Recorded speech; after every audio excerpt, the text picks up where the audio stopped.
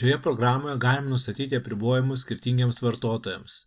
Tai atliekama įvedant naują vartotoją ir pasirenkant jo paskirtį. Vartotojų sąrašo lentelės puslapyje matome, kad visų įvestų vartotojų stulpelėje vartotojo paskirtis reikšmė yra admin.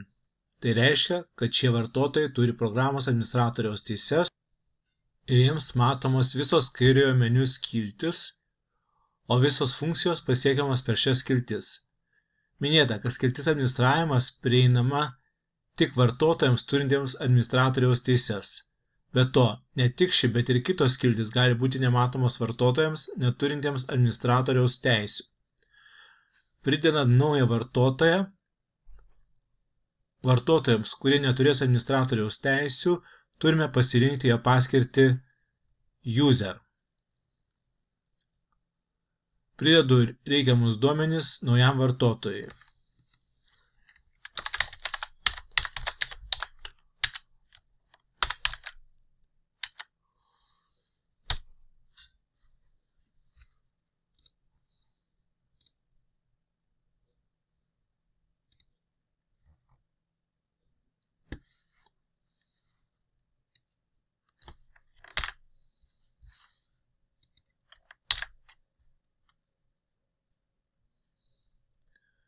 Ir spaudžiam mygtuką įtraukti naują vartotoją.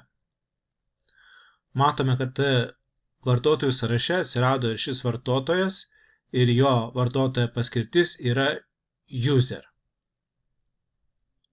Šiuo metu esu prisijungęs kaip programos vartotojas, turintis administratoriaus teises ir galintis sukurti naują programos vartotoją. Atsijungsiu nuo programos ir prisijungsiu prie jos su vartotojo paskyra be programos administratoriaus teisių.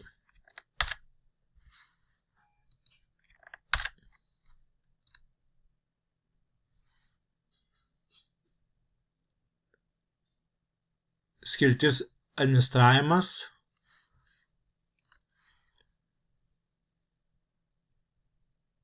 Šioje paskyroje nematoma. Tai yra pagrindiniai matomi apribojimai, tačiau šioje programos versijoje jų yra ir daugiau ir šios apribojimus galima keisti atsižvelgiant į įmonės, kuri naudosis šią programą poreikius.